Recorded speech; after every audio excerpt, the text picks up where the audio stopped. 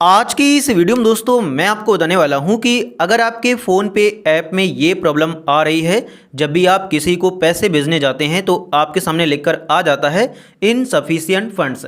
तो अगर दोस्तों आपके फ़ोन पे में ये प्रॉब्लम आ रही है और आप इस प्रॉब्लम को सॉल्व करना चाहते हैं तो आप इस वीडियो को पूरा ध्यान से एंड तक देख लो, क्योंकि आज की इस वीडियो में मैं आपको इसी के बारे में सारी चीज़ें बताने वाला हूं।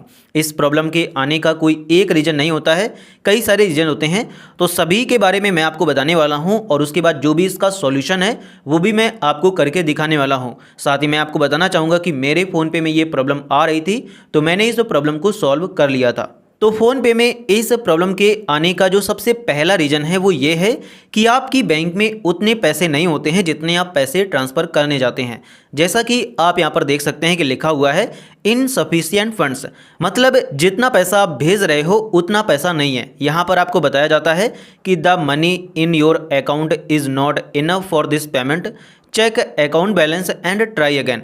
मतलब आपके अकाउंट में उतना पैसा नहीं है जितना आप भेज रहे हैं। जैसे मैं 5,000 रुपये भेज रहा था तो यहाँ पर बताया जा रहा है कि आपके अकाउंट में 5,000 रुपये नहीं है, इसीलिए आप ये पैसे नहीं भेज सकते हैं। तो अगर दोस्तों आपके अकाउंट में ऐसा है, मतलब पैसे कम हैं लेकिन फिर भी आप उससे ज़्यादा पैसे भेजने जा रहे हैं, तो मैं आपको यहाँ पर बताना चाहूँगा कि जितने पैसे आपके अकाउंट में हैं उतने ही पैसे भेज सकते हैं। अगर आप ज़्यादा पैसे उससे डाल देंगे तो आपके पैसे ट्रांसफ़र नहीं होंगे और आपके सामने ये प्रॉब्लम लिखकर आ जाएगी कि इनसफिशिएंट फंड्स। तो इसके लिए दोस्तों आपको पहले ये चेक करना है कि आपके अकाउंट में उतना पैसा है या नहीं।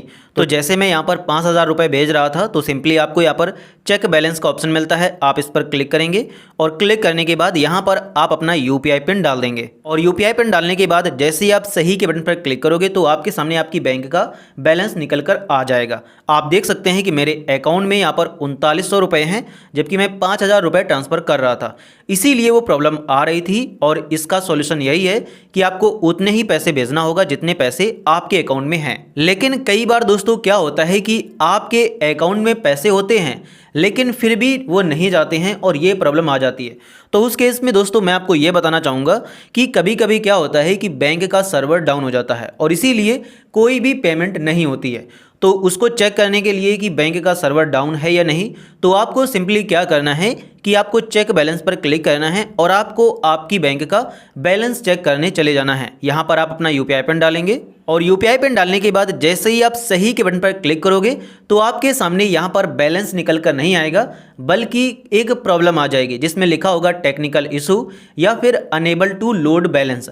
तो अगर दोस्तों ये प्रॉब्लम आ रही है बैलेंस चेक करते समय भी, मतलब पैसे तो नहीं जा रहे हैं, अकाउंट में पैसे हैं लेकिन बैलेंस जब चेक करने जा रहे हैं तो वहाँ पर भी ये प्रॉब्लम आ जाती है कि अनेबल टू फेच बैलेंस या फिर टेक्निकल इशू। तो उस केस में यही होता है कि आपकी बैंक का सर्वर डाउन है। जैसे ही बैंक का सर्वर ठीक हो जाएगा तो उसके बाद आपकी पेमेंट होना स्टार्ट हो जाएगी। तो इस केस में आपको वेट ही करना पड़ेगा बैंक के सर्वर को ठीक होने का। इसके अलावा इस प्रॉब्लम के आने का जो तीसरा रीज़न कभी कभी होता है वो ये होता है कि आपकी जो बैंक होती है वो आपके फ़ोन पे में ठीक से लिंक नहीं होती है।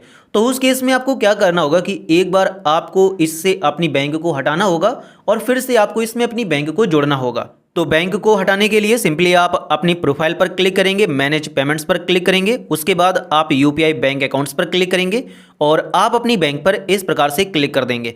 और क्लिक करने के बाद आपको नीचे आना है और नीचे जैसे ही आओगे तो यहाँ पर आपको अनलिंक बैंक अकाउंट का ऑप्शन मिल जाएगा। तो सिंपली आपको यहाँ से अपनी बैंक को हटा देना है और उसके बाद आपको फिर से इसमें अपनी बैंक को जोड़ना है। आप यूपीआई बैंक अकाउंट में जाएंगे और कुछ इस प्रकार से फिर से आप इसमें अपनी बैंक को जोड़ लेंगे।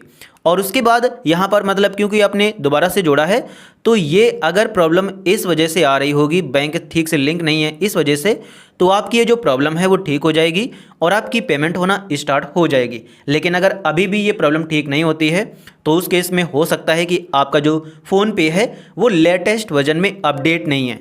तो उसके लिए आप क्या करेंगे कि अपने प्ले स्टोर में जाएंगे, साथ ही आपको इसका लिंक इस वीडियो के डिस्क्रिप्शन में भी मिल जाएगा डायरेक्ट।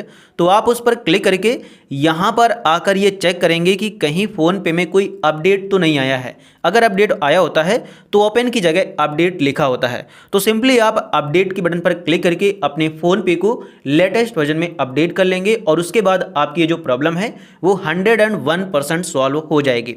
तो इस प्रॉब्लम का दोस्तों यही सॉल्यूशन होता है जो कि मैंने आपको बता दिया है। मेरे केस में मेरी बैंक में उतना बैलेंस नहीं था जितना बैलेंस मैं ट्रांसफ़र कर रहा था, इसीलिए ये प्रॉब्लम आ रही थी।